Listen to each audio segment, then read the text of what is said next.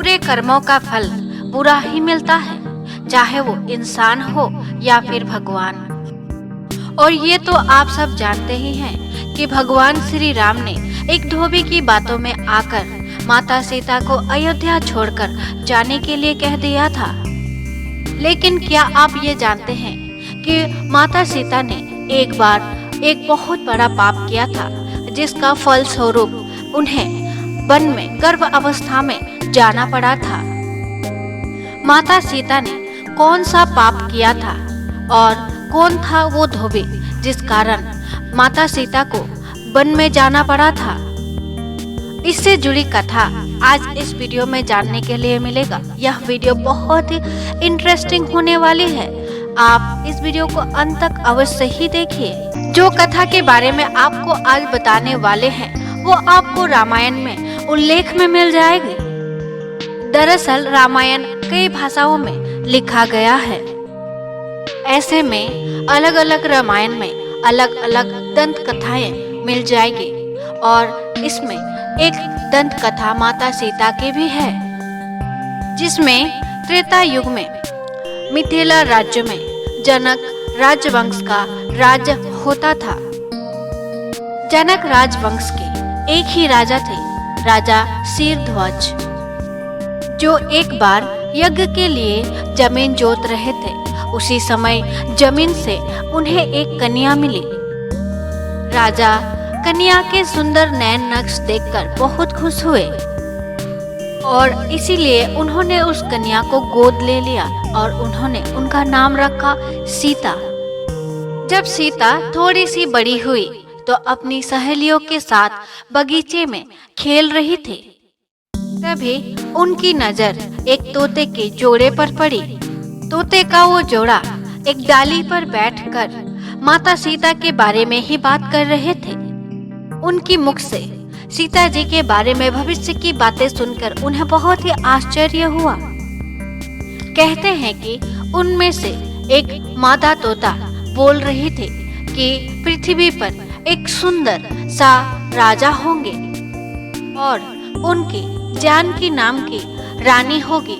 वे कई वर्षों तक राज करेंगे। धन्य है वो जानकी देवी और धन्य है वो प्रजा जिन्हें भगवान राम राजा के रूप में मिलेंगे। एक साधारण तोते के मुख से भावी पति का नाम सुनकर माता सीता आश्चर्य में पड़ गई। उन्हें अपने भविष्य के बारे में जानकारी प्राप्त होने की इच्छा तीव्र होने लगी। इसलिए उन्होंने महल के पहरेदारों को कहकर दोनों तोते को पकड़वा लिया और माता सीता उनसे पूछने लगे कि तुम दोनों को भविष्य के बारे में इतना ज्ञान कहाँ से प्राप्त हुआ? उन दोनों तोते ने सीता को बताया कि इससे पहले हम वाल्मीकि के आश्रम में रहते थे, जहाँ भगवान राम और माता सीता के बारे में रोज बताया जाता है। इसलिए हम दोनों को उनके बारे में सब कुछ कंठस्थ याद हो गई है। सीता जी ने उनकी बातें सुन सोचा, ये दोनों पक्षी तो दिव्य है, क्यों ना मैं इन्हें बहला फुसलाकर अपने भविष्य के बारे में पूरा रहस्य जान लूं। तब सीता उन दोनों को कहती है, तुम दोनों बहुत सुंदर हो। देखो, तुम्हें डरने की कोई आवश्यकता नहीं है। देखो, मैं तुम दोनों को क्षति नहीं पहुंचाऊंगी। बस तुम मुझे इतना बताओ कि राम कौन है और उनका विवाह जानकी से किस प्रकार होगा। तब वो दोनों बताते हैं कि महर्षि वाल्मीकि रामायण नाम का एक ग्रंथ लिख रहे हैं। उसमें बताया गया है कि महर्षि ऋषि सिंह के पुत्रेष्टि यज्ञ से प्रसन्न होकर भगवान विष्णु इंसानी रूप राम के रूप में पृथ्वी पर अवतार लेंगे, ज्येष्ठ पुत्र के रूप में जन्म लेंगे और बड़े होने पर महर्षि विश्वामित्र के साथ हाथ में धनुष लिए मिथिला आएंगे और वहां मिथिला आकर के शिव जी की धनुष तोड़कर जानकी से विवाह करेंगे। इतना सुनने के पश्चात माता सीता उन तोते से कहती है कि तुम जिस जानकी के बारे में बात कर रही हो वो मैं ही हूँ। मैं सीता भी हूँ, मैं जानकी भी हूँ।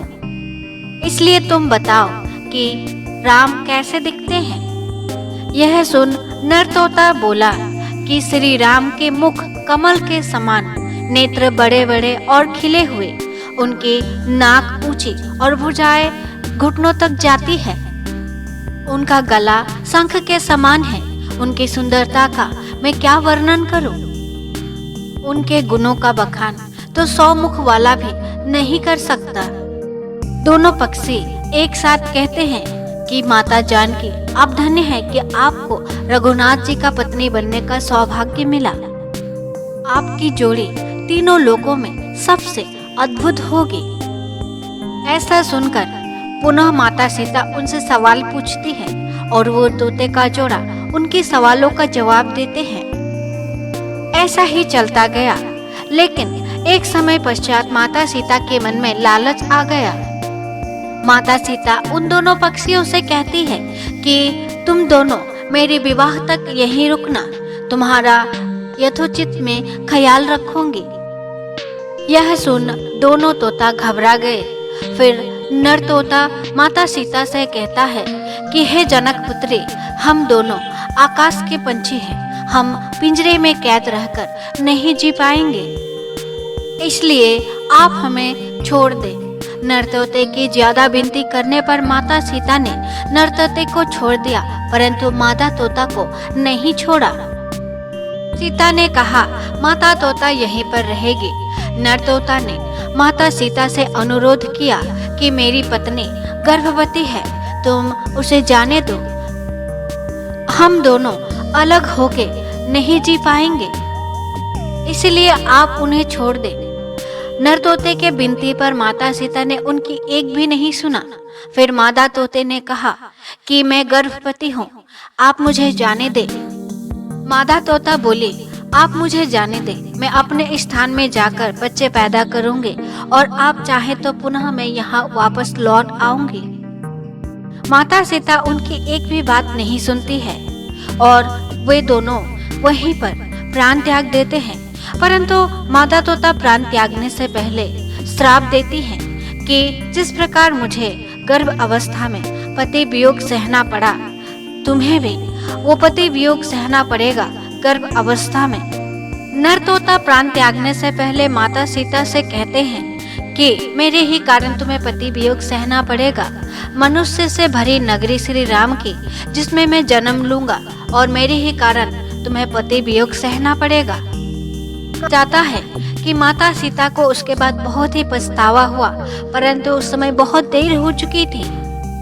बताया जाता है कि अगले जन्म में वो तोता वो धोबी ही था, जिसके कारण भगवान श्री राम ने माता सीता को परित्याग किया था और माता सीता को पति वियोग सहना पड़ा था गर्भ अवस्था में। माता सीता वन में भटकती हुई वाल्मीकि जी के आश्रम जा पहुंचती है और वहीं पर 2 पुत्र का जन्म देती है, लव और कुश। दर्शकों, देवी सीता के वियोग की एक अन्य कथा पुराणों में भी मिलती है, जिसमें कि एक बार नारद को अपने ऊपर गर्व हो जाता है कि उनकी ब्रह्मचार्य को कामदेव भी भंग नहीं कर पाएंगे। यह बात नारद जी ने अभिमान में आकर विष्णु को बताई। तब विष्णु जी ने नारद के अभिमान तोड़ने के लिए एक योजना बनाई। नारद जी जब जाने लगे, उन्हें एक महल दिखाई दिया। उस पर एक रानी बहुत ही खूबसूरत, जिस पर ब्रह्मचार्य नारद मोहित हो गए। यह सब कुछ भगवान विष्णु की माया थी, परंतु नारद जी को कुछ खबर न थी। राजकुमारी की सौंदर्य देख नारद की तब भंग हो गई। राजकुमारी को पाने के लिए नारद भगवान विष्णु के पास जा पहुँचे। नारद ने भगवान विष्णु से कहा कि हे नारायण, आप अपने श्री हरि का रूप मुझे दे दीजिए ताकि मैं राजकुमारी से विवाह कर सकूं। भगवान विष्णु ने नारद जी से कहा कि अगर दूसरा रूप मिल जाए और कहीं तुम्हें पछतावा न हो। नारद जी राजकुमारी की सौंदर्य देख यह भूल गए थे कि भगवान विष्णु का एक रूप बानर का भी है, और वही रूप भगवान विष्णु ने नारद जी को दिया ताकि उनका अभिमान टूट सके। श्री हरि का रूप पाकर नारद स्वयंवर पर पहुँचे। राजकुमारी की स्वयंवर पर सभी लोग उन्हें देखकर हंस रहे थे। राजकुमारी भी उन्हें देख हंस रही थी। वहीं पे पास में भगवान विष्णु अपना रूप लिए खड़े थे उनको राजकुमारी ने वरमाला पहनाया। जब नारद वहीं पर रखे पानी में अपना चेहरे देखते हैं तब उन्हें यह पता चलता है और वो क्रोध में आकर भगवान विष्णु को श्राप देते हैं। जिस प्रकार मुझे पत्नी वियोग सहना पड़ रहा है, उसी प्रकार जब तुम धरती पर अवतार लोगे तो तुम्हें भी पत्नी का वियोग सहना पड़ेगा। दर्शकों, इसी श्राप के कारण भगवान राम को माता सीता का से अलग होना पड़ा था, वियोग सहना पड़ा था पत्नी का। दर्शकों, आप लोगों ने देखा किस प्रकार कर्म का फल सभी को मिलता है, मनुष्य हो या इंसान। तो आशा करती हूँ आपको यह वीडियो पसंद आई। अगर पसंद आई तो लाइक करिएगा, चैनल पर नए हैं सब्सक्राइब करिएगा और आगे भी शेयर करिएगा, ताकि आपकी ये शेयर से हमारे चैनल को मोटिवेट